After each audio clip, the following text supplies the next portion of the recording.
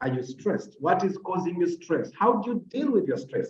How do you manage your stress? Some people may be actually smiling a lot and they think they are cushioning or hiding away the stress. But it's probably just putting it away for a little while. It will just burst and come out. Are there better ways of dealing with stress? Could it be that our parents, our grandparents, or our mothers and fathers had better ways of managing stress, or were they dying inside? And I'm using that literally in a Giganda sense. Gabaka Fidamu and keeping all these secrets, and they went to their graves with all this pain that they never managed to get out. How comes we are more stressed in this generation than the previous generations? Remember, you can have your say. The chat room is perfectly open. On the show here, I'll just come to you and pick up on you and get to hear what your stresses are. On Facebook, comments already coming in from Halima Sarah, who says, oh, I've been so many stressful moments, but when I decided to accept situations the way they come and knew that such moments are trials, I learned to live in peace. I always cry out to my Lord in all my trials and never been disappointed by him. Secondly, I know the kind of friends I turn to when I'm stressed. I always avoid surroundings that have too much negative vibes. I believe any kind of stress can be avoided when you accept the situation. Avoid thinking that you have power over everything. And here, Stephen Valida, who says, talk about it. It is so challenging at this particular moment. Imam Kasos, I bring him in simply because it's too late and just in case you'll have to drop off and you should be able to appreciate that. Assalamu alaikum wa rahmatullahi wa barakatuh. Wa alaikum assalam wa rahmatullahi wa barakatuh. It would be very good if your video was on, I think, actually, because we need to see the beauty. I am sorry. Are you already in bed now? Okay, just a minute. All right. Yeah, just to welcome everybody else. I can see many faces. I acknowledge while Imam gets his Iram on. Amina, Catherine. Okay, Assalamu alaikum wa rahmatullahi wa barakatuh. Wa alaikum assalam wa rahmatullahi wa barakatuh. Nice to have you, Imam. You see that? Are you stressed? Probably that should be the first question. No, I am not. So we are talking stress. Yes, I know. One of this places to be is where you are at. Actually, here, I think when you are here, after you undergo all the rituals here, and you see thousands of people worshiping Allah subhanahu wa ta'ala with a lot of commitment, children, youths, very elderly people, big, rich, poor, all of them, maybe you get relief. And then you can easily pull off stress if you have it. I am right now near the Haram. I have just finished Umrah. And we are just trying to do some resting as we prepare to visit some places tomorrow. But Alhamdulillah, we have completed Umrah. I had just accompanied my wife, whom you know well, Aisha Miro Kasozi. I've never seen her that happy, and I've never seen you this unstressed. I've never seen your face looking the way it looks, Imam. And I'm not just joking. I seriously mean it. You look like you've just been washed in al-ma' wal-bard. You look so distressed. It looks like you washed away. Because you know, after fulfilling her dream for the last, you see, she was preparing to come for Hajj in 1998, and that's when she got a problem where her spinal cord narrowed, and in the process, she lost her speech, and she could not stand on her own even up to now. But Alhamdulillah, we no longer say she's sick. We overcome, I think, the sickness part of it, and we can only say she has a disability, but it is not inability. And after 24 years, I think I have been able to escort her to Mecca. She has seen the Kaaba, she has done this, Safa and Marra. She has been Oh, Imam, your line is not in Mawanga. At least I would have expected it to be a lot better being closer to the Haram. And number two, now that you are talking about stress, because I don't want to take a lot of time, you know, people.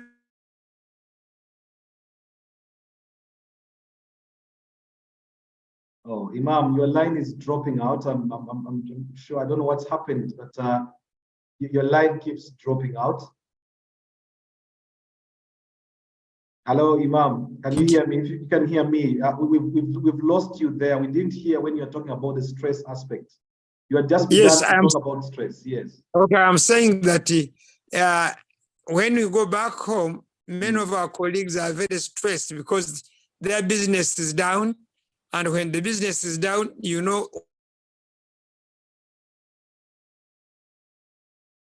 Oh, dear.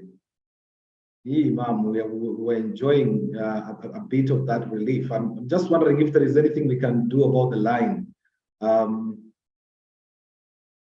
Imam, whenever, maybe you should turn off your video, Imam. Maybe that might help to improve at least we've seen your face. Yeah, if you can turn off the video and we keep the audience. Yeah, let's try that, Imam. Can you hear us? Okay. I'm saying that people at home, yes, people at home, they will find problems with tuition. If they get sick, they cannot pay their medical bills. Then worker is very poor, and then they get stressed of arrests. Now you see, they are rampant at home. I have just seen Sheikh Yahya Manje, and they have also mentioned some other sheikhs in Nakaseke, others in Irwiro. All those, Kableta, who contested for presidency, I have seen he was also picked. And now people live in uncertainty. They don't know who is next. All those are issues that can bring stress. Then another thing is that anxiety. Many people have a lot of anxiety. And because when they don't feel what they think, then it becomes a problem in itself, that one alone. Then others also get too much excited with so many expectations, and when these expectations don't come true, they finally end up getting stressed. Now, Imam, we've got some medical experts here, including some mental health experts, who we shall be trying to explore just the technical side of things. I want to take you on the faith side of things, since I've got you. Looking at this, the sort of activities that you go through in Umrah, you were in Medina, then you've ended up in Makkah. Tell someone who has never been there. Probably we've got people here who are not even Muslim, but who enjoy the conversations that we have here. Paint a picture of the mental relief that a person gets going through what you've just been doing, just as a way of sort of showing the level of stress. For example, Aisha, your wife, has been waiting since 1998 to try to come here. Finally, in 2022, in November, she manages to get there. Do you see a change in her sort of composure, in her sort of mood? I could see the videos and photos, and she was all smiles. Take us through that, just in terms of a person who probably is going through stress. What a place like that could do to them. I think sometimes it's important to have what you people there call holidays. For us, we don't have. Locally at home, we don't have. It is 24/7. And sometimes even people fail even to remove a phone. They don't, all the time if somebody tells you, whether it is night, whether it is during the day, because they are too expectant of so many other things. Sometimes people think, if it is off, I may miss an opportunity. So when you are here, first of all, when you see people, the numbers, I'm telling you, yesterday evening at Maghrib in Haram of Medina, I think there were over 100,000 people who were in that place. Wow. That one alone is overwhelming. And as you are there, people are coming in, others are getting out. So for example, people who know this deen, if you go, you get the opportunity to go into Rawda. You see, previously, going to Rawda was struggling. These days, it's an organized process. You have a booking, you go through a line, you first sit and wait, and then they tell you, come in. You go in a bit easier. Yes. Then I had opportunity to visit the museum in Medina. I had not visited it before. I've been to Mecca, to Medina and Mecca, I think about 6 or 7 times, but I had not visited the museum. And when I went through the museum and began to see the realities of the museum, it is also a very wonderful experience. Then what's in the museum? What's in the museum, Imam? It is the history of, I think, Saudi Arabia with the advent of the Prophet, before he came in and after. It is a good experience. And there's a whole book. I think I bought the book at $80. It's a huge book, and I want to go and read it. Which also explains what was inside there in summary. It is a nice experience. Then those of us who have been here before, you see, it was not very easy to travel from Mecca to Medina. When I first visited Saudi Arabia in 1998, traveling from Mecca to Medina or Medina to Mecca, it was a big experience. But now it's only 2 hours on the first train. You see, and with a lot of comfort in the train itself. That one. Then the environment has completely changed. Dust is something you cannot even think about. Like now, I am just here. Right now, I'm talking to you from Hilton Hotel at the here of Omar. The Haram is just down there, but from the hotel straight almost you go into Haram. All these experiences.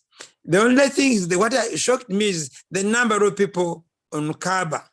You know, because Aisha is in a wheelchair, we could not go down. They don't allow wheelchairs down. You use the upper part of tawaf, and that tawaf is a very long exercise, but very relieving. But the numbers were too huge. In Safa and Marwa, the same. Otherwise, so Imam, in brief, would you say now you feel a lot better? You feel like you have less stress than you went with? Absolutely. You see, I'm telling you, for 3 days, I have not received any telephone call. Which is very rare for you. Imam, I've just allowed you a lot of time because I thought... Yes. That one alone is quite an experience. But when I'm in Kampala, even in 20 minutes, I may even receive 20 calls. Yeah. I am talking to this one is calling. You see, this one stops, this one's coming in. Then when people call you, you know what it means. Imam, I don't have food. Imam, there is no school fees for my children. Imam, we have a patient. Can you help organize fundraising? Yes. Imam, I have issues at home. So all these are off. To me, as a person, I'm telling you, I am extremely relaxed and relieved of many other issues. But alhamdulillah, I don't also regret the other ones, because Allah subhanahu wa ta'ala says in the Quran, La yukallifullahu nafsan illa wus'aha. Yes, God does not compel a soul to do something except what he has. So Allah said to me, I can give the Kayira, I can stop there. Yes, for those of you, Kayira has given me a lot of time for many reasons. I am his teacher from senior one. So. You had to plug that one in. All right, thank you very much, Imam. I'll just leave you so that I can bring the conversation now. Please don't. People to come. But we thank you very much for sparing the time. I saw him as a younger boy. Now he's a big man. Alhamdulillah. And a colleague, you know. Much appreciated. But now I'll go back to midday. make the best of your break at the moment now, because actually there's nothing that is as beautiful as that. Well, the program is come. Let's talk with me, Kassim Kayira. We are live on 75 W Radio. We are live on Umma Connected, on Zoom, on YouTube, and on Facebook. And we open the mics now to you. We went to Medina because it's quite late where they are at the moment, and therefore I just hope that we could get them. But tonight we're talking about stress, see how he's managed to go on a religious journey, a religious pilgrimage, and that is taken away stress. His wife has waited since 1998 when she was planning to go for Hajj. It never happened because she ended up with her spine, actually getting a complications with her spine that have made that she has been wheelchair bound since 1998 up to today. Could be a lot of stress, but suddenly you could see how all the difference came to her face, the light came to her face as she traveled to Mecca and Medina, at least for Umrah. And then maybe she would go in for the Hajj. What causes stress? What makes you feel stressed? Why don't we open the conversations now? I'll come to Mchara Catherine Sari just to get us talking. Catherine, good evening and welcome to the conversation. How are you today? Hello, Catherine, are you there? Hello, Catherine. All right, I think Catherine is still tied up. I'll go to South Justin. Hello, can you hear me? Oh, Catherine, you're there. Okay. Yes. Good evening. How are you? I'm fine. How are you doing? I'm fine. Thanks. How much stress are you carrying? How many kilograms of stress are you carrying? I think way back, I used to carry a lot of stress. Right. But with my husband, he trained me to distress. Mm-hmm. So he can come in with stress, close his eyes for 10 minutes, and that's it. Is that how he does it? That's how he does it. For me, it's like maybe 45 minutes. Right. Yeah, it's also about, I think we tend not to manage our emotions. Mm-hmm. That causes a lot of stress. If you can't find solutions to your emotions, you tend to have stress. And as we're growing up as well, most times even parents don't help us manage our emotions when we're young. And then as we get older, it becomes more difficult because we carry more weight with problems. Mm. So I tend to talk to my nieces and nephews about managing emotions while they're young, finding solutions so that they manage life better in the future when they're older. Right. But why do you think we have a lot more stress now as opposed to the past? Or right now we are able to speak about it and people a long time didn't talk about it. Would you say we have more stress at the moment than in the past, or just the differences we do talk about it now?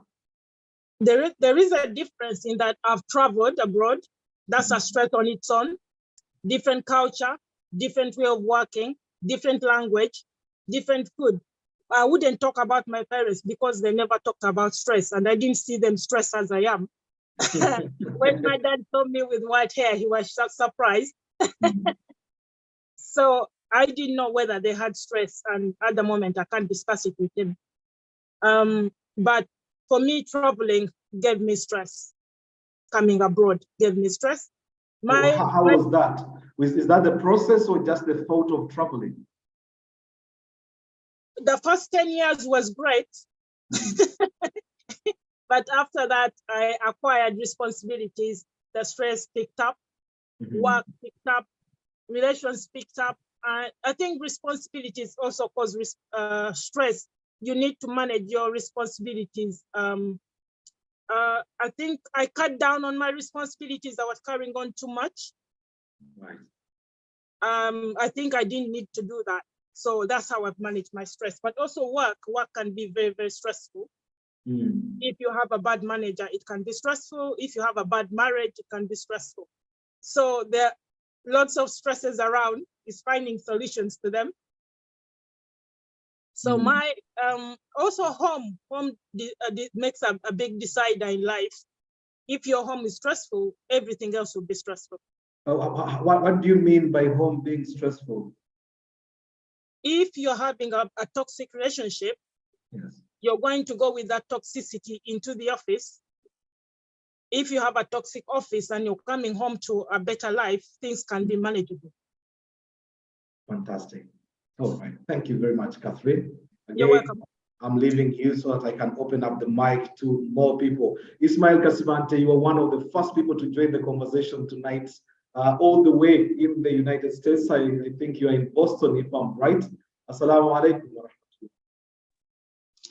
Wa alaikum salam wa rahmatullahi wa barakatuh. The question, of course, is how stressed are you? You seem to be stress. Actually, stress is my everyday thing. I live with it. Until recently, I've learned to manage myself. So before it, you couldn't. Was it because you couldn't acknowledge that you had stress, or you thought you could just ignore it? When I was back home, I didn't know what stress was. I wasn't involved in a number of things, but the moment I changed geography, coming to the United States, that's when everything changed. I adopted a lot. Responsibilities heaped on me. Too much. It was too much for me. It was too much. That's when I learned stress is real.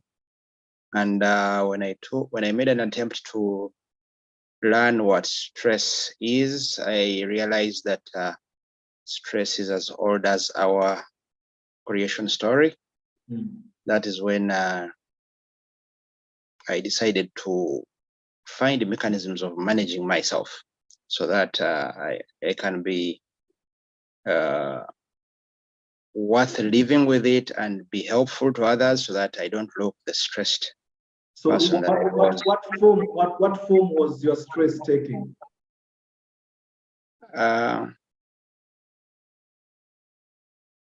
In weight? I ask in weight? Or no, I'm just saying you never thought you had stress when you're in Uganda. You know, there's a Ugandan way of living. Someone, you go to Uganda, you come from Europe, someone takes you out, they live in Uganda, spends 200,000 on you, and then at the time of leaving, the person doesn't even have transport to take them back home, but they've taken you out, when they leave home without anything, they come back with something, eat it, and then the following day they come, they think about tomorrow once they get to tomorrow. So I was asking, when did you realize that you actually had stress? What happened? What sort of feeling did you get to actually start realizing that you actually stressed? Sorry, I'm quite hearing you. Oh, okay. Is it my microphone again? I just thought I would be laughing at that now. No, my question was, how did your stress express itself? How did you know that you were stressed? What could you see? What could you feel that made you realize that now you are actually stressed?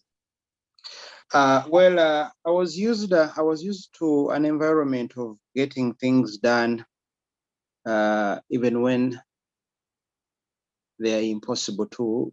The corruption tendencies I was used to back home, all those maneuvers, I was just used to them. So in a changed environment, things were, oh my God, things were just, they were just straight. You had to wait. You had to wait for the processes to go by themselves. That was my first stress. Yeah. Waiting was my biggest problem in my new environment, and it really took me time to adjust that things have to go by the book. The other issue was communicating. It took me time to understand what people around me were talking about, and like Miss Catherine was trying to mention, the food system was changing, the weather was changing. I mean, I realized that everything was pressing me hard and harder and harder, and causing me to look at my passport every other time to see whether my ticket was still on, to find my way out of the country. But narrowing the story, I adapted. I learned to adapt. I learned to manage myself, and I would appeal to everyone who is changing geography to countries like these to be patient.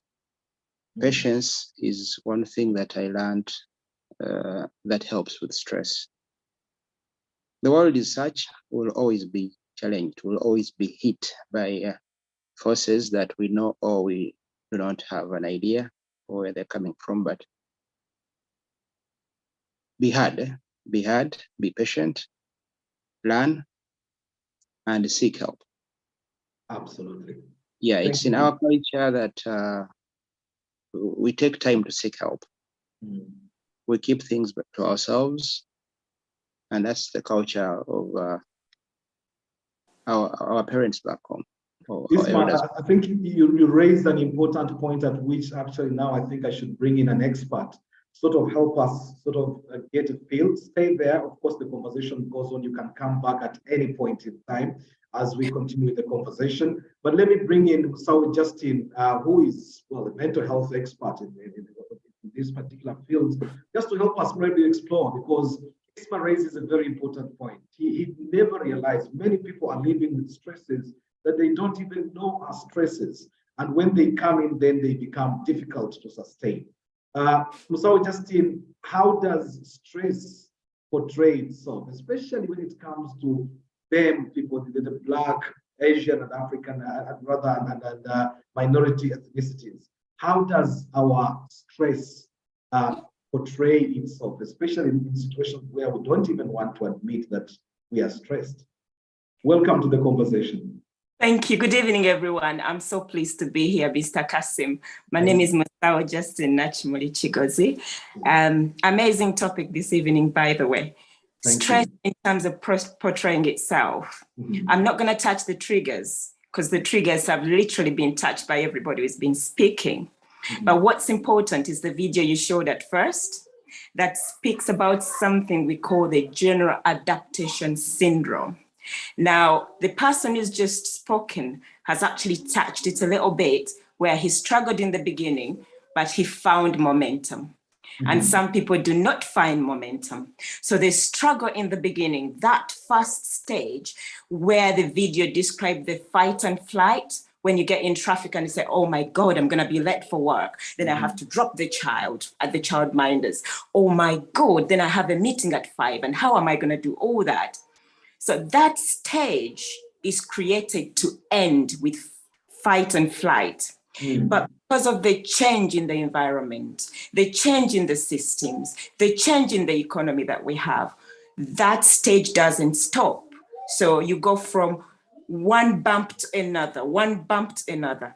So instead of going into the situation which the gentleman has just defined of finding momentum, which when you say momentum, so Justin, what exactly do you mean? What's momentum in this particular? So momentum is when you stabilize. The gentleman has defined that when he came, he struggled with waiting hours. You know, some people come from Uganda and they are generals. They arrive in the bank, they salute them, and they open the doors. Here, you have to wait. You're just like everybody. I remember meeting one of the first families here in London, and somebody said to me, "Oh, that's so and so." You know, the first family. And I'm like, oh, she's waiting as well for tickets at the train station.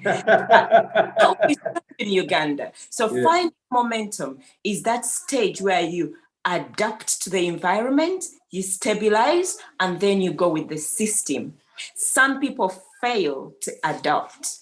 Then they jump that medium stage and they go into the exhaustion stage because they keep bumping from all those triggers that Catherine defined, that gentleman defined, the gentleman who is away in Mecca defined, the things that they go to, all those triggers, they just keep bumping you all the time. While in the past culture sensitivity, you said, how come our grandparents, our mothers never talked about stress? Our grandparents never worked in offices. They left the house, went to the garden, they would dig, come back with cassava, cook. Their script was written for the day. My script is not written. I leave home thinking I've got a meeting at 9, then I arrive in the unit and they say, oh, there's an incident. You need to go to this unit and do this. Things change all the time. Cost of living, global warming.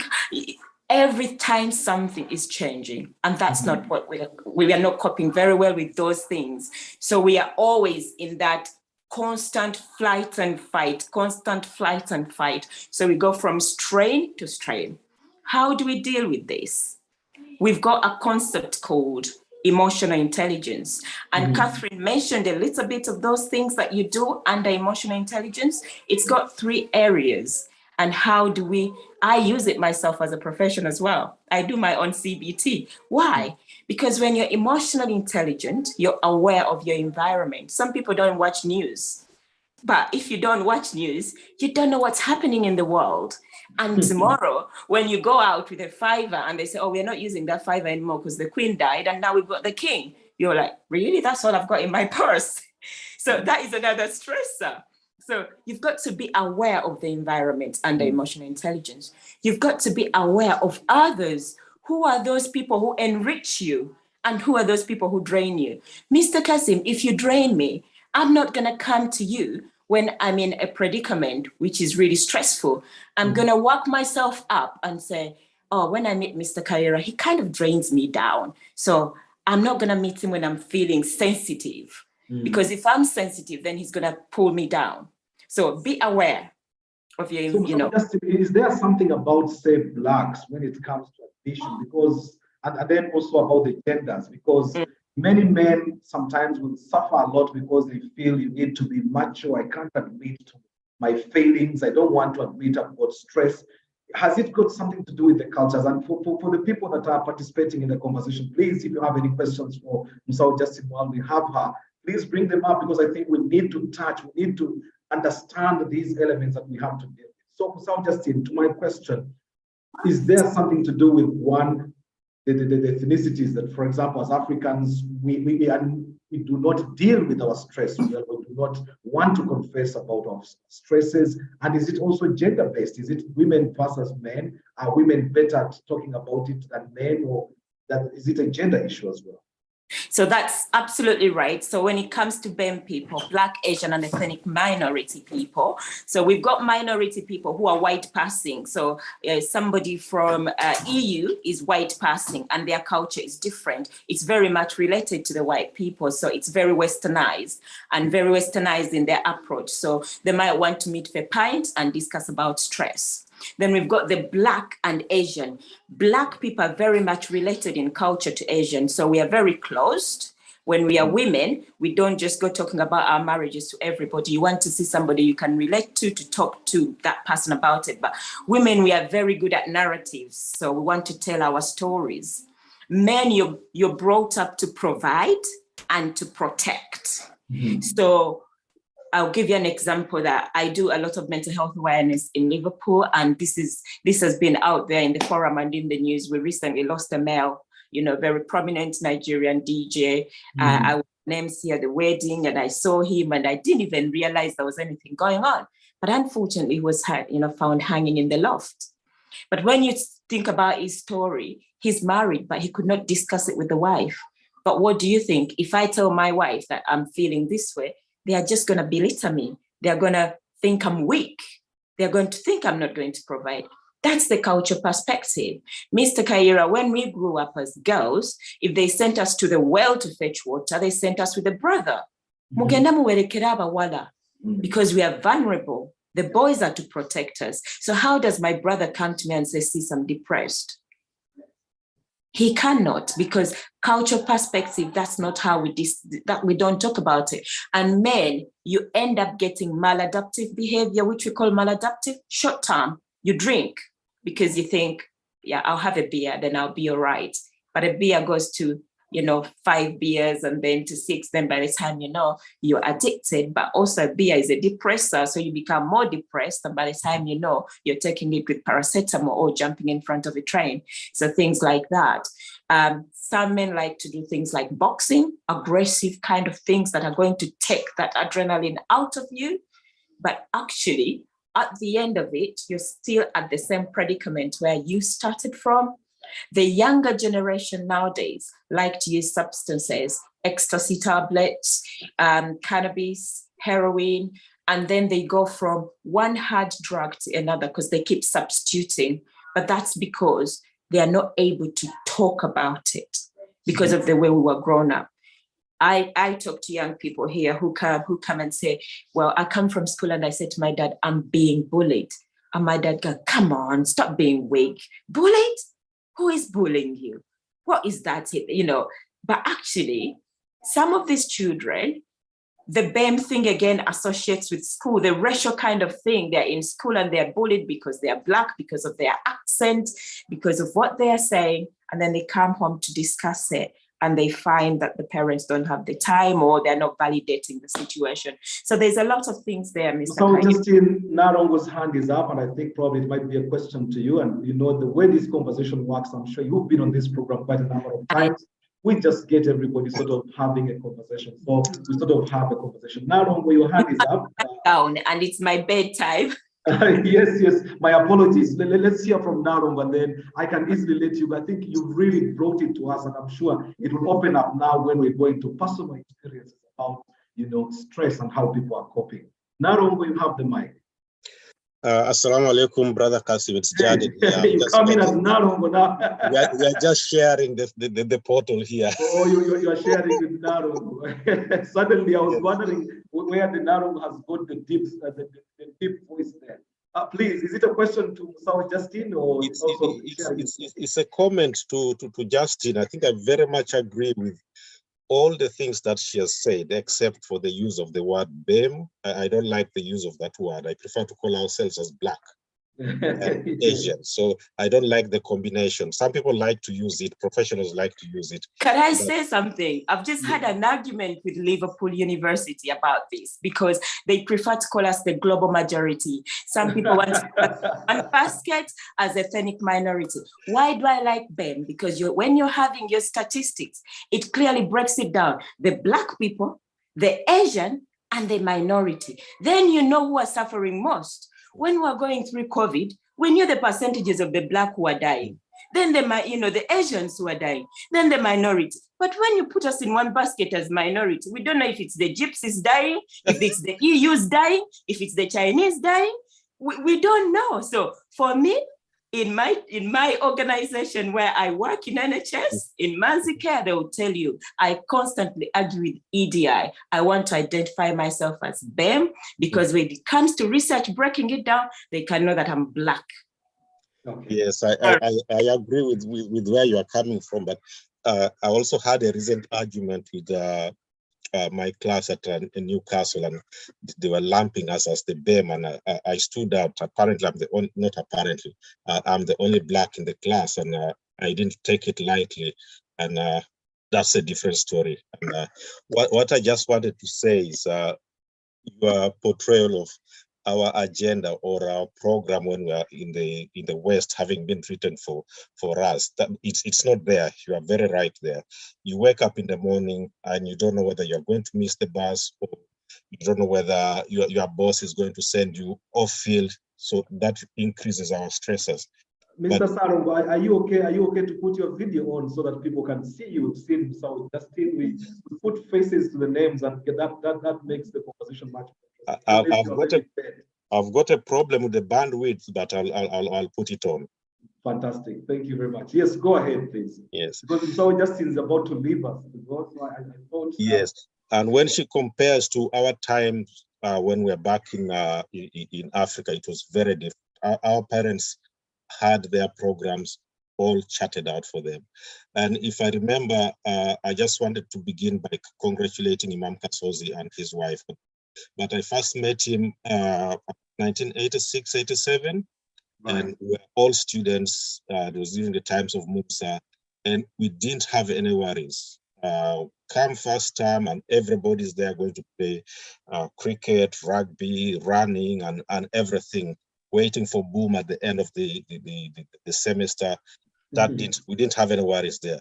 But when the time came for exams, we used to call it Onyango's disco. When that time came, and it was very contagious, you could see the stresses moving from one person to the next person. Even somebody who is clever or who has all the material in him, but the stress is somehow contagious, and it can jump from one to the next. And you are right there when you said, if you are meeting somebody who drains the energy from you, you don't want to associate with them. you want to give them a long bath, because they are going to bring that negativity into you. And once that negativity sets into you, you lose the momentum to work for yourself. So now, are you stressed? Would you say you're stressed? I wouldn't say I'm stressed, because I've got the coping mechanisms. So Justin, before I let you go, are you stressed? I actually wanted to find that out from you, because knowing it does not mean you won't suffer from it. Well, if you met me in my second floor, I would have, but I'm in the fourth floor now. So I've learned the concept of emotional intelligence, and no, I've got a good work-life balance. That's the most important thing. So I'm not stressed. Thank you very much, Mr. Justin. I think I'll let you go and continue with Jaden here as we widen the conversation. Thank you very, very much. Very much appreciated for your time, for making the time. Well, the program is Come Let's Talk with me, Kassim Kayira. It's 5 minutes past 9 o'clock in the United Kingdom. The program is Come Let's Talk, and we are live on 75W Radio. We are live on Oma Connected, on YouTube, on Facebook, and on Zoom. Jaden, and looking at the things that sort of stress us, sometimes it's about the happiness that you find in the home. You are with Narongo now sharing the gadgets. That must be a distressor now, listening to a conversation like this, and the husband and wife are there. Must be a distress of sorts. I think that is one gift which is out there for everybody. If you've got a good relationship, not just at home, in work, with your friends out in the community, if you've got that good working relationship, it helps so much to reduce the stressors. But putting that aside, when we first came to the UK, we thought we were going to solve all the problems back home. And we took on the challenges for our uncles, for our brothers and sisters. We are paying fees for neighbors, and we felt good about it. But now that the time has come for us to work for ourselves, we are beginning to think of those times where we put all our energies into helping other people, what we call charities. It's not bad. We did a good service for our community, but now it's stressing us because we don't have the energy to recoup what we have missed, all that time that has gone. And we're having to work double hard to make ends meet, to create happiness, because some of the people that we have helped back home have turned out to be people who are not even writing you a letter or sending you a message, and yet you have educated their children, they have forgotten you, so that becomes a cause of stress to you, a cause of anxiety, and saying, what's going to happen next? Are they going to say things about me, or are they not going to come to the funeral of my parents? So all that adds up to the stresses which we put for ourselves. Fantastic. But it's hard, like, to predict what's coming in the future. So the stresses are always there. We cannot avoid them, but how we cope and manage with them, that's the main thing. How we cope and manage. And someone in the chat room, that is Zena Mbega in the United States, who says, oh, I was stressed out 90 minutes ago. Now United States of America has advanced. Of course, the USA has just won the match 1-0 against Iran. Very interesting match that was going on. Just like England has thrown out Wales 3-0 in full time. Therefore, and that's how the World Cup that is going on in Qatar. Latest results, of course, the Netherlands 2, Qatar 0. So it looks like the organizers of the tournament might just be packing their bags to stay watching. Well, the program is Come Let's Talk with me, Kassim Kayira. We are continuing to talk about stress and all the new faces in the conversation. And I can see Nakawiye. Why not bring in Nakawiye there? And Jaja Sumaya, I'll be coming to you next, inshallah. Nakawiye, assalamu alaikum wa rahmatullah. Hello, Nakawiye. Hello, Nakawiye. Nangende wa Jaja Sumaya. Talking about stress. Jaja Sumaya, assalamu alaikum. Oh, Nakawiye is on. Yes, Nakawiye, assalamu alaikum. Yeah, your mic is open, but I can't hear you. Hello, Nakawiye. Hello, Nakawiye. Oh, subhanallah. Let's go to Jaja Sumaya. While Nakoye gets ready, I think she's away from her mic, but the mic is unmuted, so we'll leave you unmuted just in case when you're ready. Just Maya, are you there? If you're at work, it's perfectly fine. Why don't I bring Zena Mbega here now to, first of all, well, celebrate the stress that she just managed to get off ear to ear. I can see the smiles. Zena, assalamu alaikum wa rahmatullah.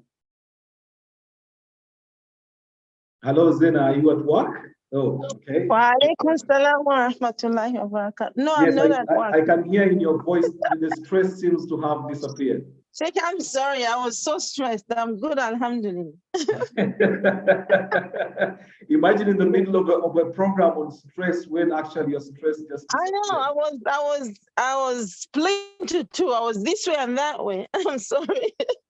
Are you that easy to get stressed just with football? Oh yeah. I think yeah. that's why I stopped supporting football. Sometimes you just get into football. When you lose, then your entire life, your entire day is all spoiled. I really cannot deal with stress. I don't know myself. Some people say it's good to talk about something when you're stressed, but it depends on the situation. Sometimes you just want to keep to yourself when you're stressed. I would like to hear what the experts say about that, whether keeping to yourself, whether it's the best way.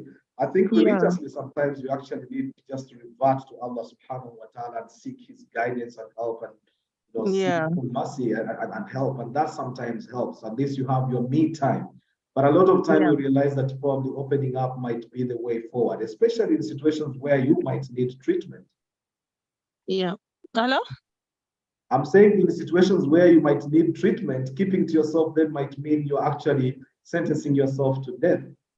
Yeah, you're right. But I think maybe this is just me. Like I'm going to give you an example. Like when you lost a member, like maybe a family member dies, some people would rather be flooded with phone calls. But on my side, I'm like, I think myself, that's just me. Sometimes you want to distance yourself a little bit so that you can, I don't know, like maybe, I don't know what to call it. For me, I think I'll distance myself and keep to myself for some days, then I'll feel better. But I don't do well, like tackling stress right away, that's just me, depending on the situation. Like I said, you lose a family member, I would rather not get phone calls right away, but get them later. And so sometimes I do the same thing when someone loses somebody. I feel like they need that time to themselves in the beginning. Then I can call them. So that's just me. Can you remember a particular time that you like the biggest stress that you've ever had in your life? Me? Yes. There's several, so I can't really remember. I think I'm glad. Alhamdulillah, we're Muslim, and we think sometimes we tend to tell people that, oh, you could just wake up and pray or do this, but when you're not in the situation, it's not that easy. So I've had several stressful, you can name it, marriage or something or whatever. There's a lot of them, but I don't think everybody deals with them the same way. It depends on the people you have around you and the time. It's just time that heals you. But I can't say that, okay, a certain thing helps. Alhamdulillah, we always hand everything to Allah. But in the beginning, it's always so painful, regardless the situation. You're always going to go through pain. And then with time, you can heal. That's just me. I don't know about other people. So yeah, the reason I was asking about a particular stress time that you can remember was to try to sort of see how you managed to cope with that. Because part of why we are talking about this is that everybody will be stressed at one point in time. But how you cope with that, and probably by remembering a particular incident, then it may help. Okay, I have two. I have two stresses that I can pinpoint.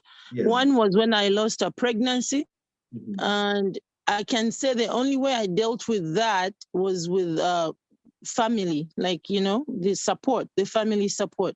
And the other one was when I was in a marriage. Was that from your husband when you say family support? Was that from your husband when you say? No, that was from my previous marriage. Oh, you mean the love? The family support? The help no, the family support was from my parent.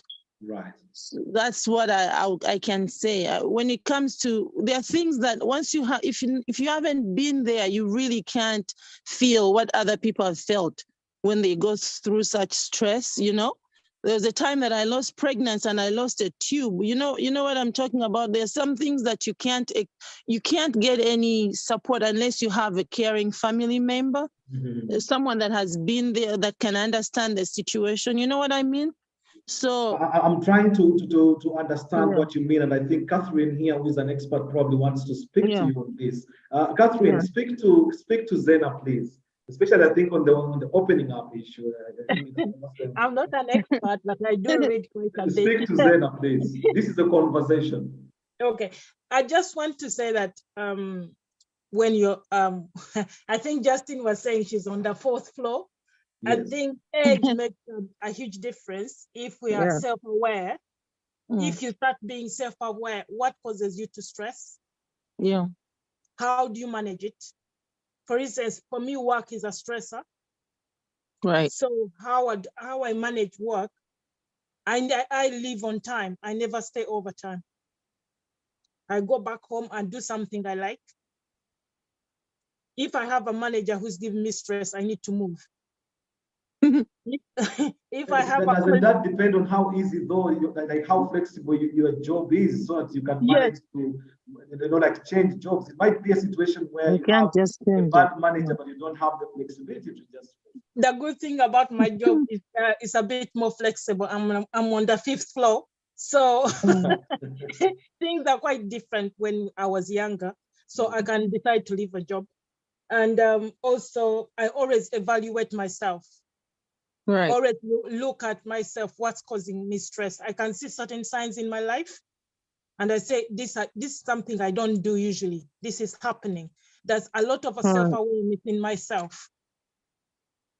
So. Yeah, Catherine, Zena is listening. Zena, now, Catherine, in Zena's situation where, for example, she lost a pregnancy and not actually one, it sounds like it was more than one. The kind of stress that the person goes through, how do you even console a person? Because even for a partner, even for a husband, in a situation, there are particular losses that you feel, yes, it is our child and so on, but it's me who was carrying the child, and therefore I know the pain. And in some situations, the husbands find themselves, for example, at a loss on how to console a person in a situation like that. Listening to Zainab, all I can hear is she tends to keep herself to herself for some time before she can open up. That's right. I find that that's her coping mechanism. And when she opens up to somebody very close to her heart, not anybody. Exactly. So if she wants to become more self-aware, can she challenge herself to come out of that? Because sometimes we harm ourselves when we keep ourselves to ourselves. You're just finding solutions with just yourself. But when you open up to somebody else, you get better ideas, different way of thinking. But it's something she needs to, if she wants to. I'm not saying she needs to do it, if she wants to. If this one is working for her, good. But if like it's a struggle, a bit of a struggle, you can challenge yourself and seek help outside of your comfort zone. So Zena, it looks like you wanted to keep yourself in a lot of ways, but is it something that you've found that it works, or it is something that probably you would want to explore another option where, for example, you get to open up? There are several things, there are several reasons why I rather keep to myself sometimes, if it's not to a close relative, because a lot of people are already going through lots of stress. So it's like not just me. So you find yourself like when you go on crying to other people about your problems, it's like, you know, for me, that's what I feel. I might be selfish, but at the same time, I feel like there are other people going through maybe the same or even worse. And then find that maybe venting to other people might not be something I would want to do. And also there's this issue of there's no secret between two people. So like there's some things you would share And Yes. then that person will share with their husband. And No, then the that's the husband will thing I tell was coming somebody. to actually. Where is Zomo? Yeah, so yeah, I know that sometimes I could also tell someone something, and you can't. There's some relatives you can't say, please, Toby, or get it. No, so you gotta keep to yourself at some point. And then when you're ready to share, because I would not want to hear it out there from someone when I'm not ready to heal. I'm not even healed, you know. Just one thing. With the Black community, we tend not to seek specialist help. That's a challenge for ourselves. All right. Thank you very much, Zena. Catherine, a quick question to you, just the difference between depression and stress, because I think we tend to mix that up. And I think well, why don't I just actually bring in another medical person as well to help, like in looking into this as well. Real Focus with you are there. Assalamu alaikum wa rahmatullahi wa barakatuh. Hello, Nilfa. Assalamu alaikum. Hello, Nilfa. And Nakawi, I got your message as well. The microphone is not working. Okay, it might just help to probably just log off and log back in, because otherwise your mic is open, but then we can't hear anything. Catherine, please come back. It looks like I haven't managed to get Nilfa, but I just wanted to sort of get a difference between depression and stress, because sometimes are they interrelated? Are they stand for each other? Can one be in the place of the other? Kassim, I would like to say that I'm not a specialist. It's just that the work I do puts me in that position. Right. What I've noticed about stress, you're fighting some kind of emotion with yourself and not managing it well. Depression is the deep end of you can't manage at all. That's the way I say it. Right. You've either completely lost it or things are completely out of hand. Thank you very much. But I think Justin will be the best person to answer that. And she's already left to cook chakuro for mommy. I just wanted to say two things. I did invite a friend over. Her name is Sarah. Yes. And also Black people, we tend not to seek specialist help. And there is a specialist help out there that's free. And it's very, very helpful if you find the right person. Fantastic. No, thank you very much. Nilfa is at work. She can't talk. Okay, noted, Nilfa. Thank you very much. Catherine, I'll be coming back to you. But let's open the conversation, because in this program, that's the difference with this particular program, everybody's an expert. Why? Because topics like this on stress, everybody has been through a stressful time. One of the stressful things that ever gets to me, if you want me to lose weight, don't even send me to a gym. Problems at work, 3 days, 4 days, and I've lost 3 kilograms in those few days. That's how bad it can get. And the stresses that we have to deal with, how we cope, because for me, at least religiously, there has always been that fallback plan. You pray to Allah, you report your problems to Allah in the hope and expectation, without a doubt, that Allah subhanahu wa ta'ala will give you a way out. And quite often, it has worked. Even when it hasn't worked, you find that compensation in the thought that God always has something good for you. And therefore, if it didn't work this time, it will work next time. And that in itself, I think, is quite, comes in quite handy, because what it does then is it provides a bit of consolation, a bit of help in a lot of ways. And it has worked for me. But stress at work can be actually very difficult. Other people, it's about stresses at home. You're worried about leaving to go home. There are people who've been in offices with, and time to go home comes and the person really, really loses it. You can see that they are struggling. They are going to the trauma home. It's either the woman or the husband. Quite often, a lot of times, it has been more husbands than it is wives.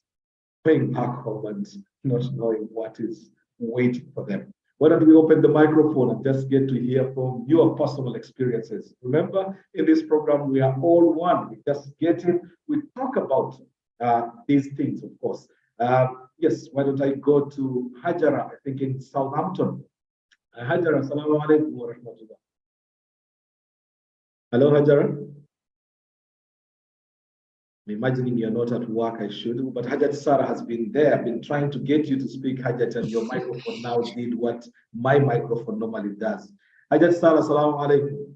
Wa alaikum salam wa rahmatullahi wa barakatuh, KK. You sound so calm for a stressed person. How much Oh, stress is that? well, sometimes just get you right down in the deep, and you can end up losing your voice. One thing I've found, it would be very helpful if you shared your problems if you are so stressed.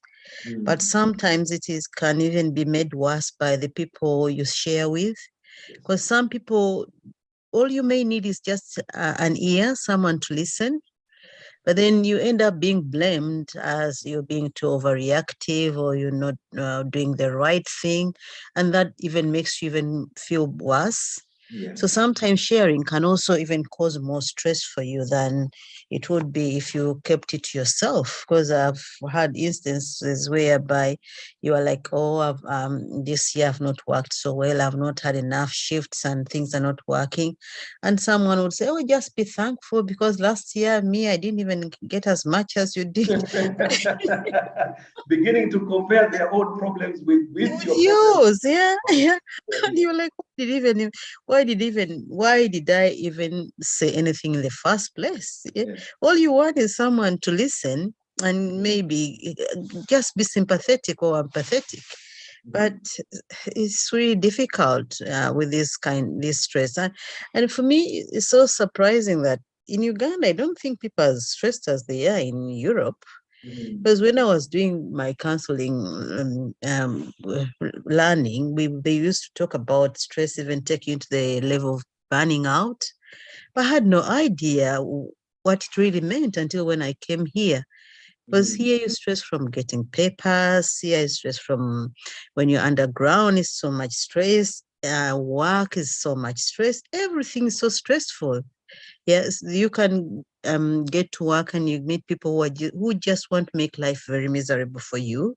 And you're like, what is all this about? So it's quite difficult, very difficult. But there are sometimes when people say that Africans don't normally open up. But for example, in Uganda, it's one of the few places that I've just found. You meet someone for the first time, and by the time you leave them, you've known their whole life story. For example, you get border riders. The border man takes you, and as you get onto the border, by the time you arrive, you've known their life story in about 5 minutes' time. That doesn't speak to a community that doesn't talk about situations.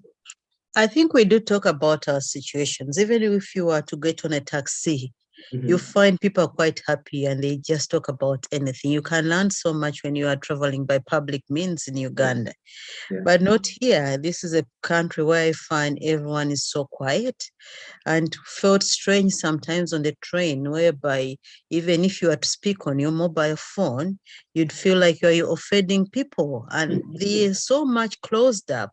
That they don't have that social intercourse. They don't engage with strangers. They don't, maybe if you get someone who is so kind enough, like the elderly, they will ask you about the weather at the bus stop. And that's as much as a conversation you can hold, really. But I think we are more open. And when you're here, if people are saying we don't seek help, it's expensive. You will not get free help. I don't think there is any counseling that comes for free. You have to pay for it. How many of us can really afford those sessions? And you don't know even how many you're going to. And when do you know that now I need to get help anyway?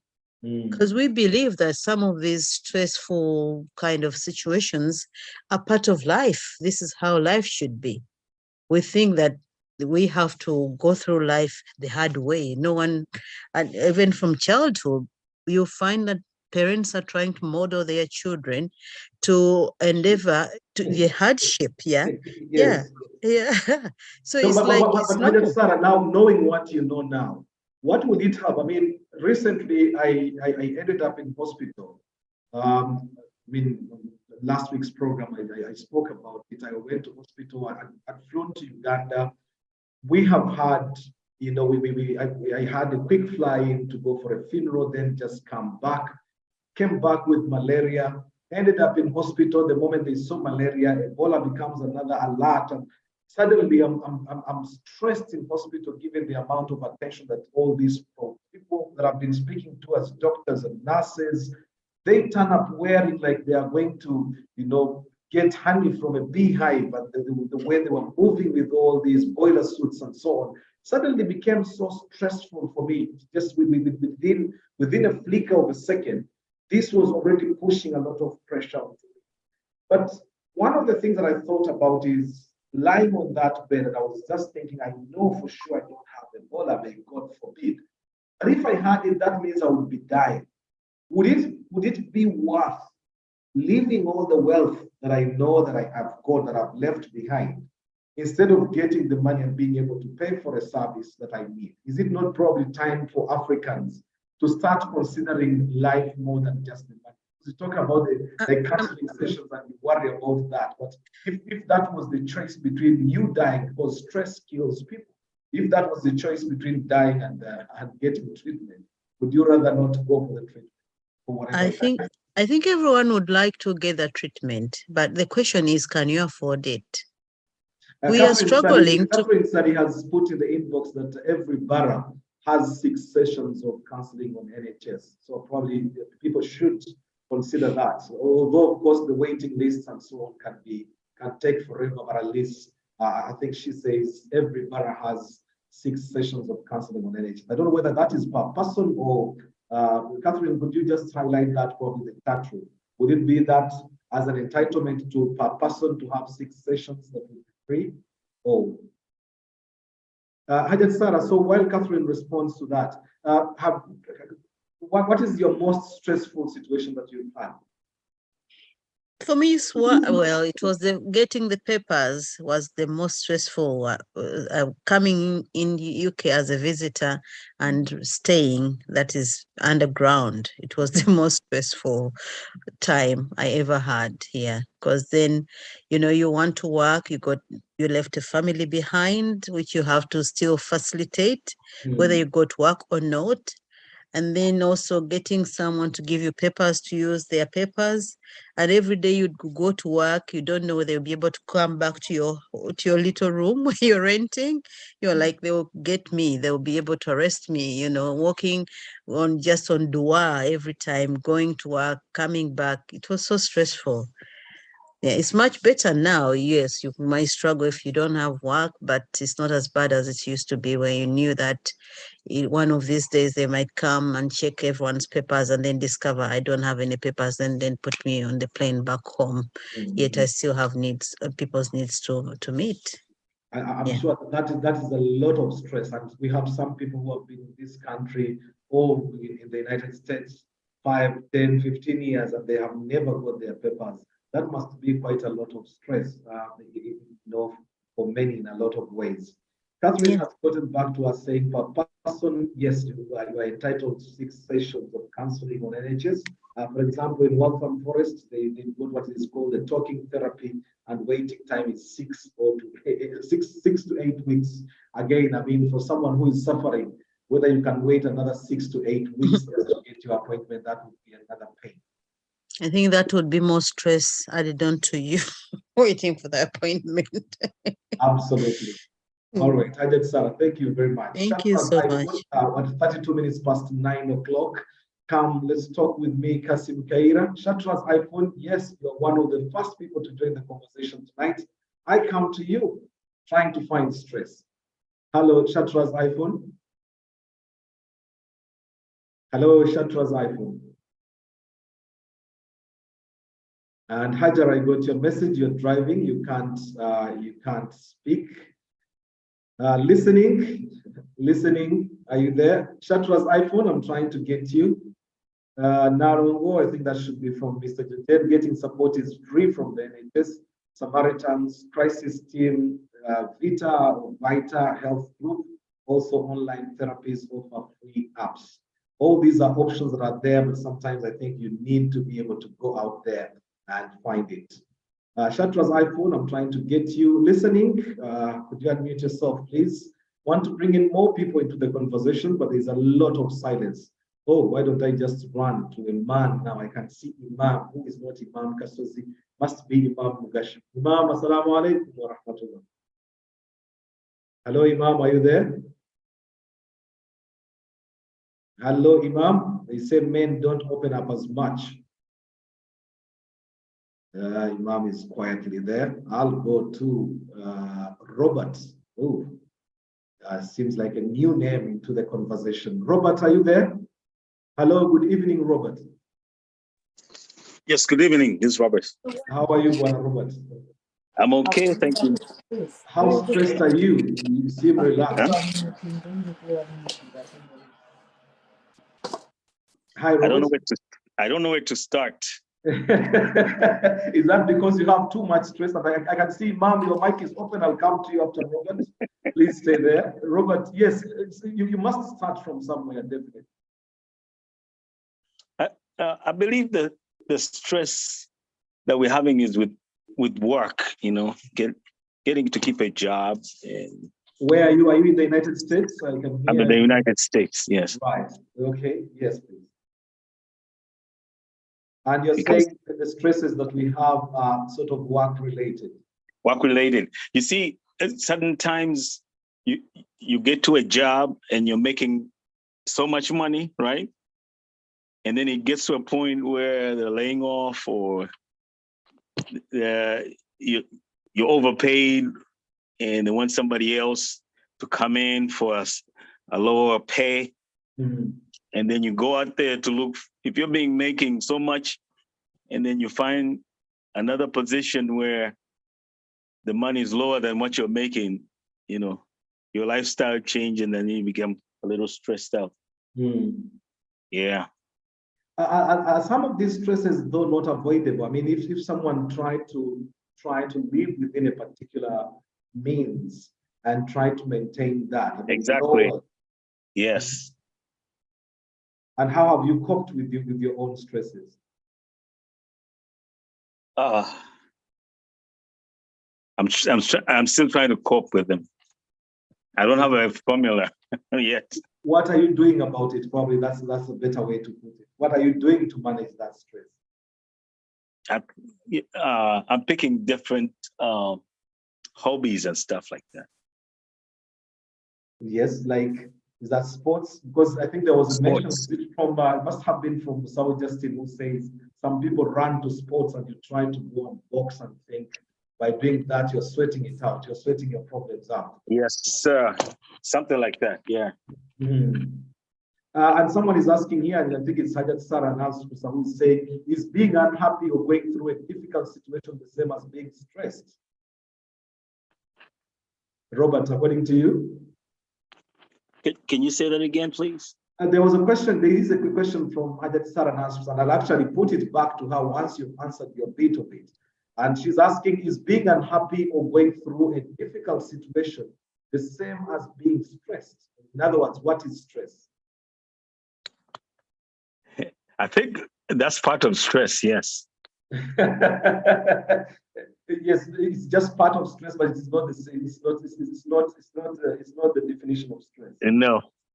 Just part of the stress. It's a part of the stress. All right, Bwana Robert, thank you very much. I hope you. Thank you for giving me the last opportunity. We get more means of trying to cope and find ways of how to deal with our stresses.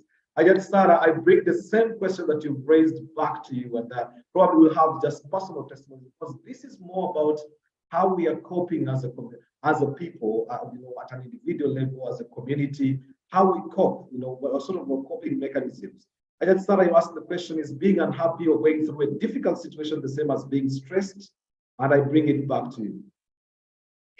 Wow. Assalamu alaikum wa rahmatullahi wa barakatuh.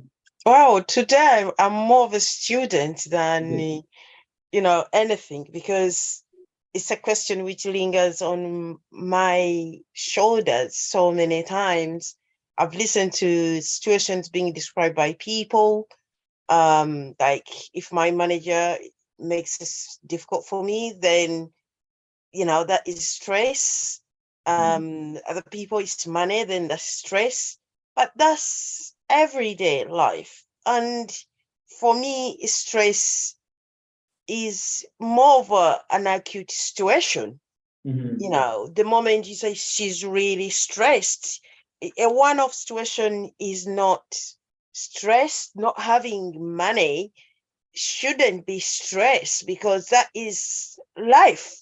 Some people are rich, some people are poor, some people in the middle, some people, have children, things like you go through. But is that but I just, Sarah, when you say, for example, about poverty, nobody wakes up one day and says, I want to be poor. It's a fact of life.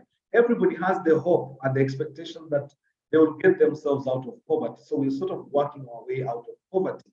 To imagine that it's sort of saying we can accept poverty and just say, because by accepting it, it just means you don't even work hard to get yourself out of poverty. It means,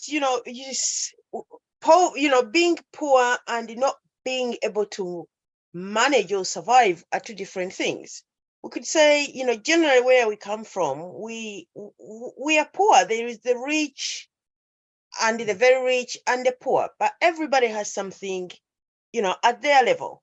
You sleep in your hut and another one sleeps in what, a big mansion. In fact, that's the situation in Uganda. But you find that the person who is staying in a hut is happier than the person who is in a mansion.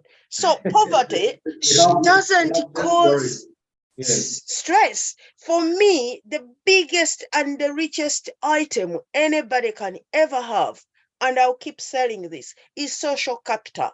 In fact, you could be the poorest, but the most happiest man anybody can ever find. If you are rich, you have no friends to share your riches with. You have no friends to cry with, to enjoy. Then you are the one who is stressed. You worry about your security. You worry even when you're entering your gate, when the other one, Aichi, who is in a hut, is as free as a bird. So the Baganda have got a saying, Sarah, who they say it's a modern saying, because you have nowhere to fall. I can't even put that. That is very right. So for me, I always, even in this country, I think we come here, and for me, this is why I've never defined the word stress. It took me a long time, even at work, when people are saying, I'm stressed.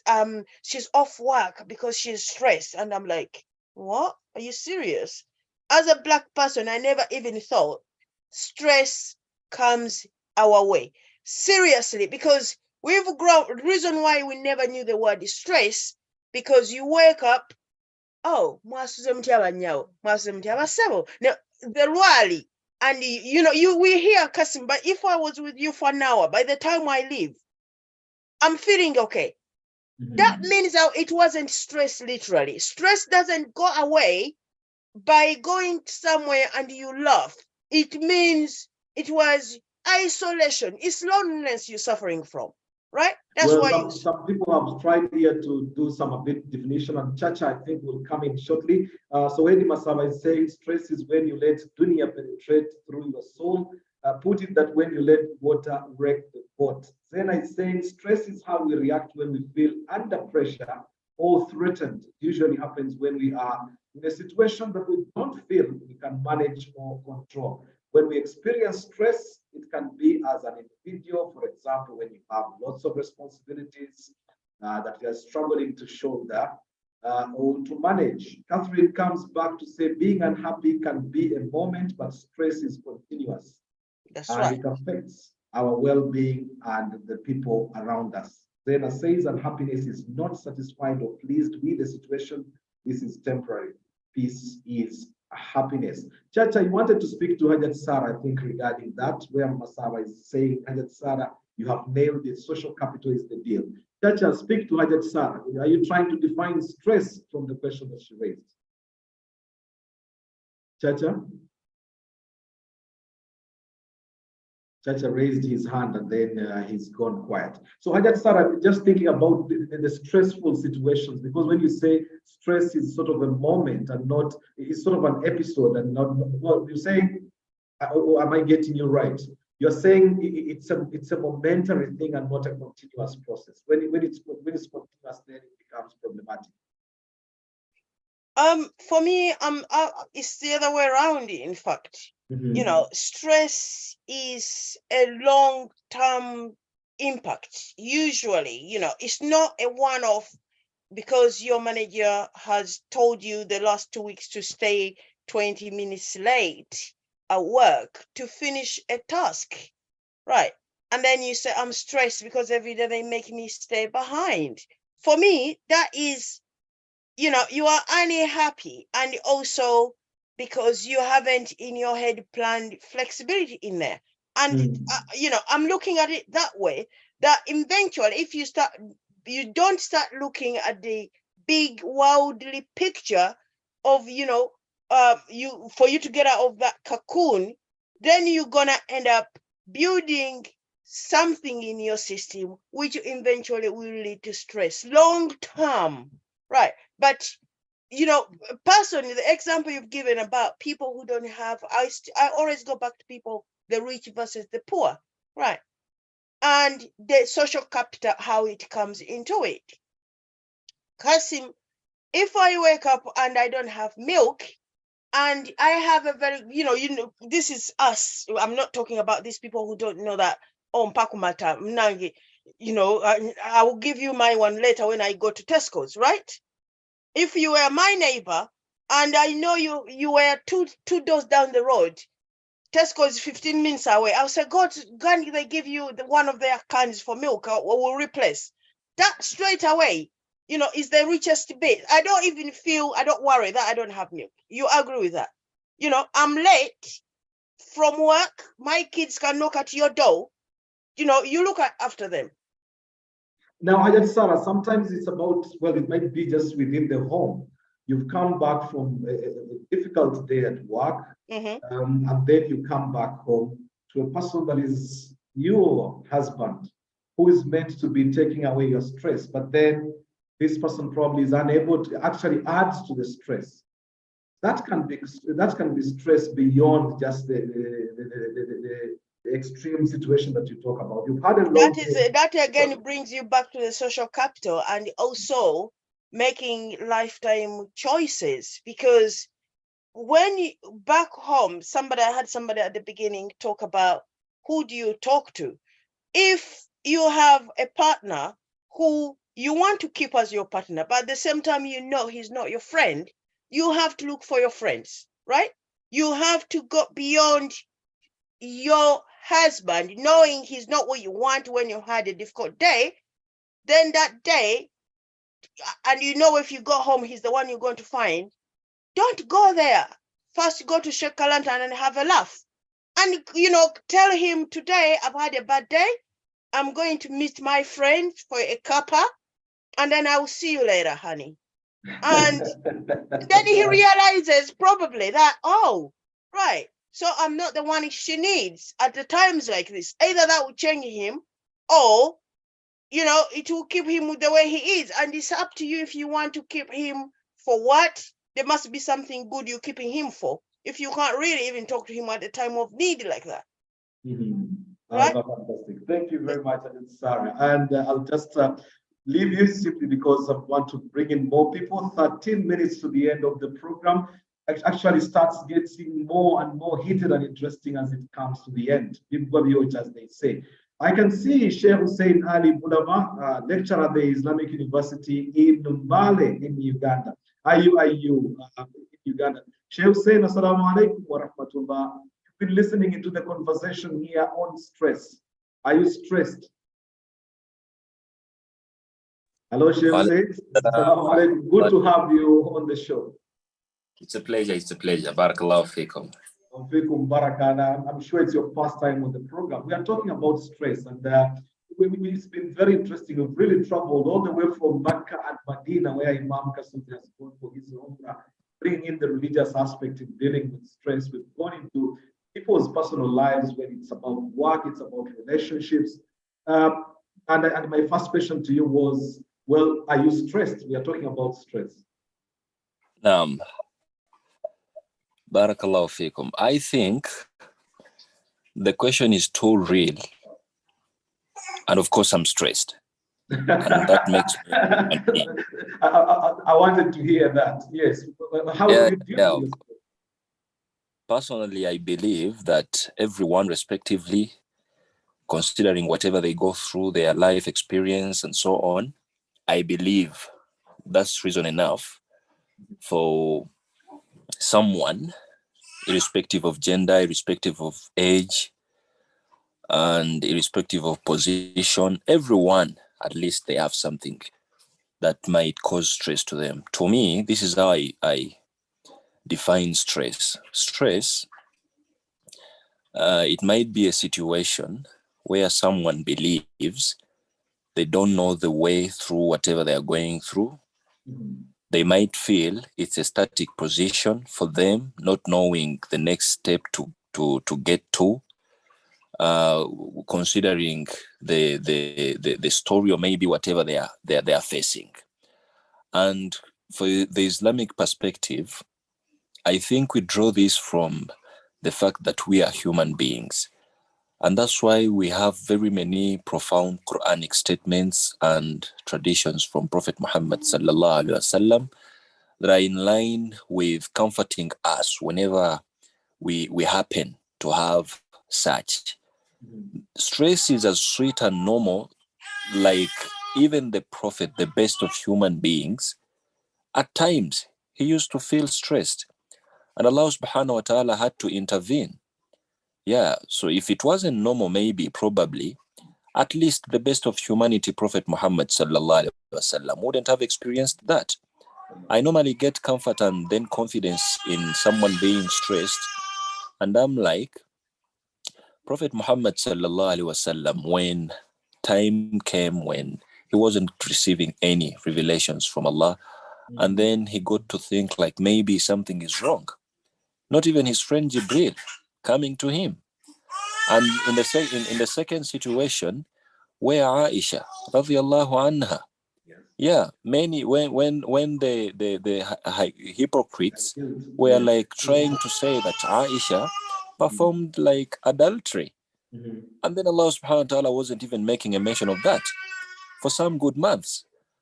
And these are some of the chapters I normally think of, and I'm like, yeah, if you're stressed, come on, you're being a human being, and that makes us one.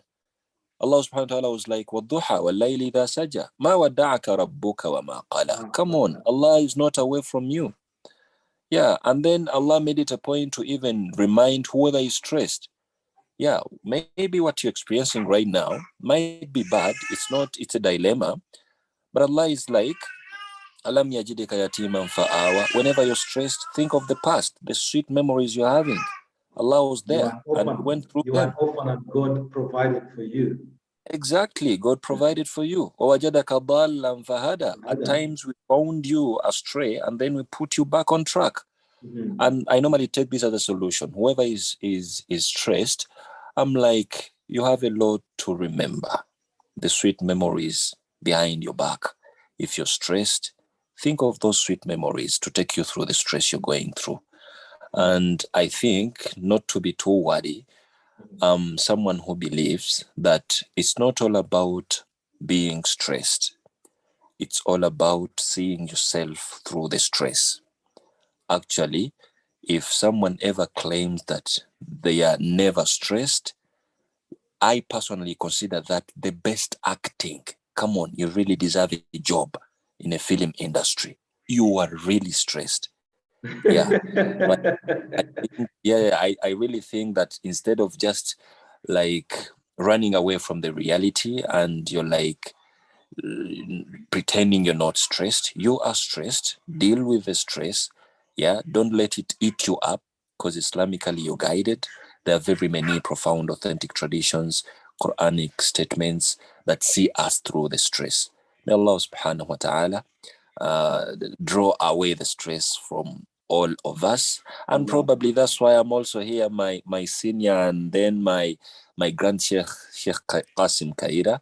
Maybe because of my stress, I'm here to get some solutions and answers. Yeah, deal with my fantastic. stress. Actually, well, you will be interested to find out that all the people that are here in these conversations, this is one area where we come and just open up. Every topic is up for discussion. The only difference is we do it decently, and alhamdulillah that you're coming tonight to be part of this particular conversation. We talk about everything, and through that, actually live with less stress, because we have come actually to distress in the process, of course, touching on very personal stories.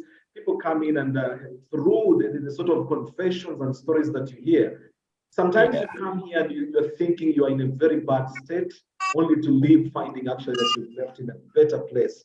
Barakallahu fikum, Sheikh Hussein Ali Bulafu from the Islamic University in Uganda. Of course, the Prophet ﷺ gave us a supplication, lots of supplications, but there was one, and there is one that is specific to stress, how to deal with stress.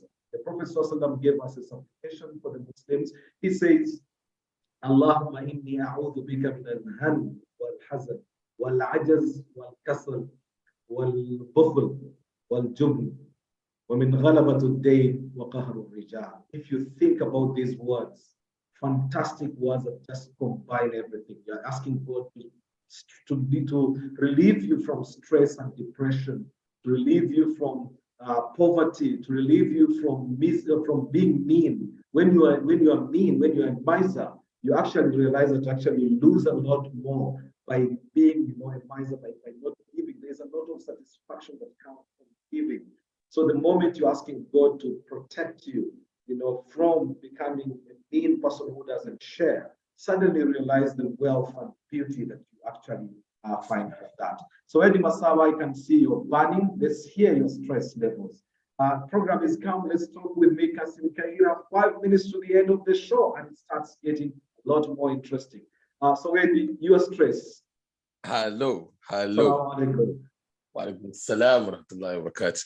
Yes, and someone has put the dua in the chat room just in case you want to memorize for the Muslims, just the dua, the supplication that we to be living. Mashallah. My one, I don't know whether I would describe my one as stress, but just because my little brother, Sheikh Hussein Ali, has just said that if anyone ever says that they have never been stressed, then they are very good film actors. So they're actually they are swimming in stress. Probably that was the other way of putting it. Yeah. I've got moments when I've felt that pressure. For example, anyone that has traveled out of this country, I don't know whether you've ever been under so much stress and you started thinking about coming back here when the days draw closer. Your ticket, you look at your ticket, you're supposed to fly out tomorrow, and then is that because you've run out of money, or you went and overspent, and then by the way it's not about it's not about the money. It's about the stress that come with the responsibilities in this country. Right. The responsibilities in this country, you can't get away with it. Yesterday I was listening to one of the best speeches that I liked from President Museveni. I think it was a recorded thing. It was on YouTube when he was saying that Uganda is the only place where even lazy people can survive. Yes. Just stay. You have no job, but you can work. You can move from relative to relative throughout the year, and you can survive, eat very well, sleep very well.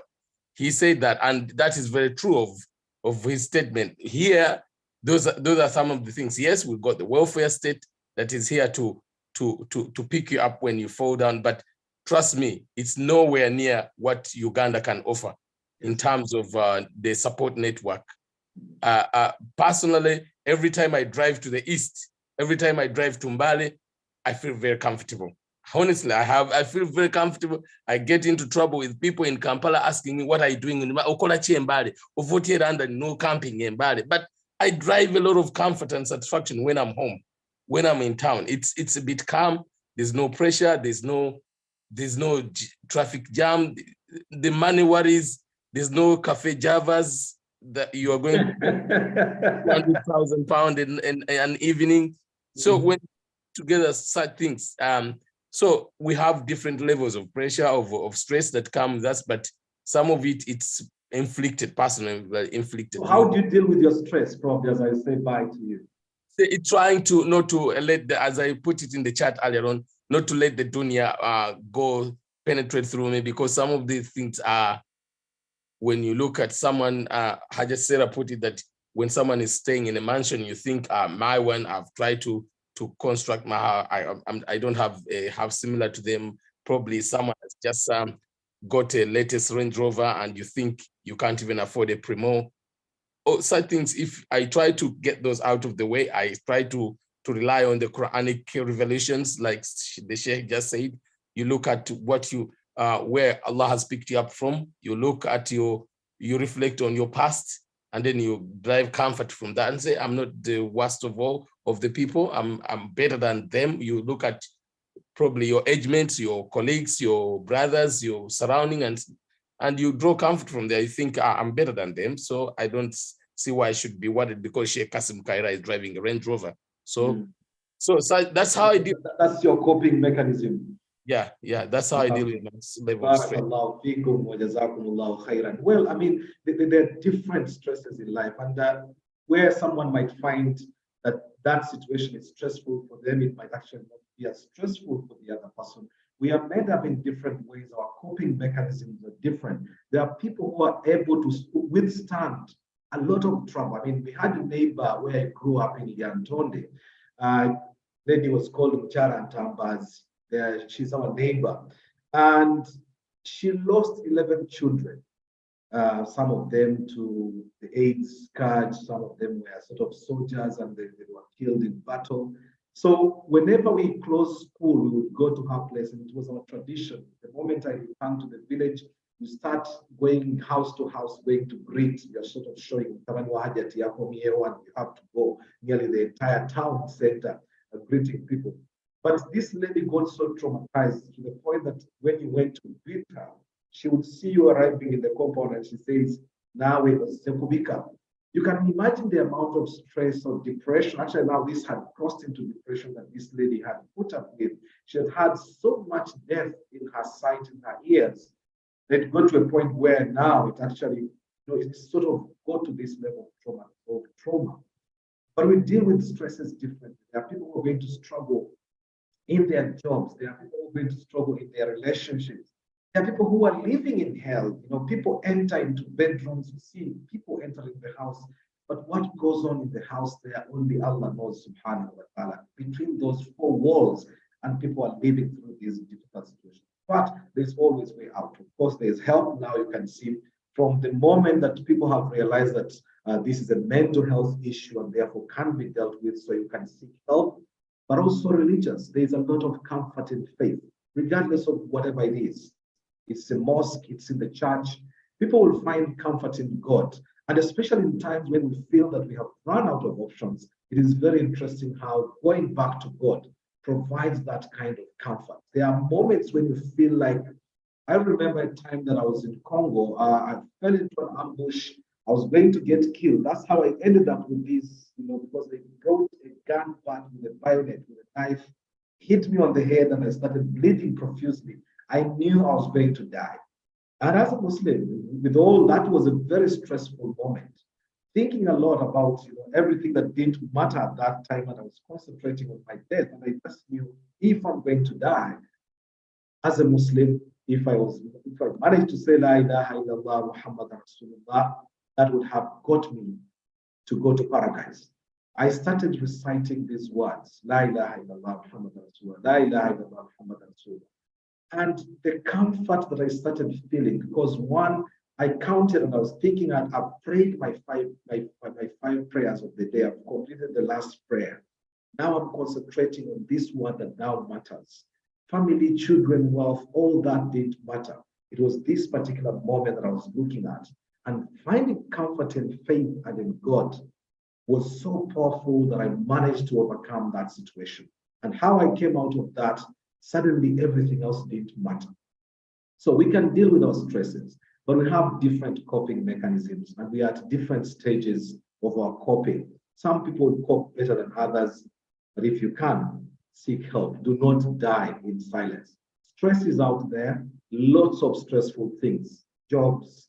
Children are beginning to get stressed. I mean, primary 7 going to do their PLE, but they are already so stressed. They're waking up very early in the morning, the preps, the borders on which they end up even dozing and falling off and dying in some situations.